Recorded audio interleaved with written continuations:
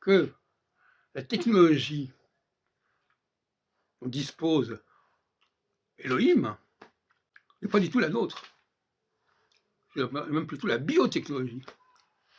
Car c'est une technologie qui est capable d'associer la terre et le ciel. La terre qui est aussi l'animalité, et le ciel qui est aussi les planètes, le système solaire, la Lune, de toute façon. Et donc, il ne faut pas être anachronique et croire une seconde que Adam se reproduit comme un animal, et qu'il y a le fils d'Adam et le petit-fils d'Adam, etc., etc. C'est ce que croient les gens de l'Église d'unification.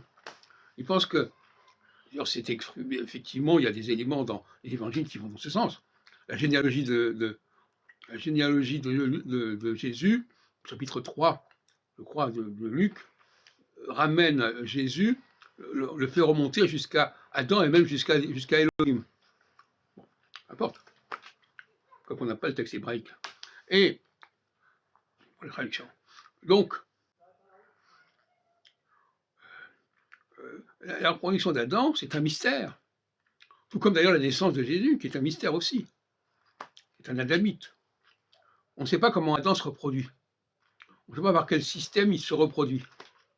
Il ne faut pas imaginer qu'il va se reproduire parce qu'il est le fils d'Adam, etc. Non, c'est un autre système qui est là, qui fait que, on peut appeler par ça du Saint-Esprit, peu importe ça, si on veut.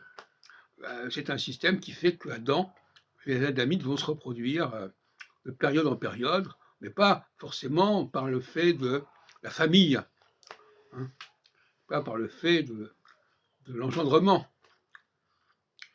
D'ailleurs, dans la Bible, on distingue très clairement le mot bara, qui veut dire créer, et le mot qui renvoie à la racine leda ou toldot, qui veut dire enfanter.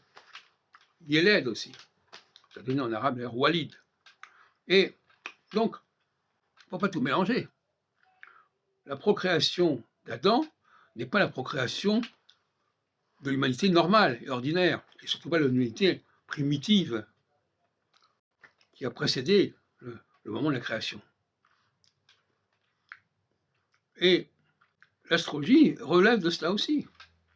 Comment les astres agissent, c'est un mystère. Il ne faut pas essayer de expliquer ça par les connaissances très superficielles que nous avons encore du cosmos et de la physique. Il y a quelque chose qui se fait et qui permet à la cyclicité d'exister, qui permet aux adamites, comme je l'ai dit dans une autre vidéo, de se manifester périodiquement. Ils sont activés, puis désactivés, puis réactivés. Et là encore, ce sont des technologies que nous ignorons. Il ne faut pas être anachronique. Il ne faut pas plaquer nos connaissances actuelles sur la Bible.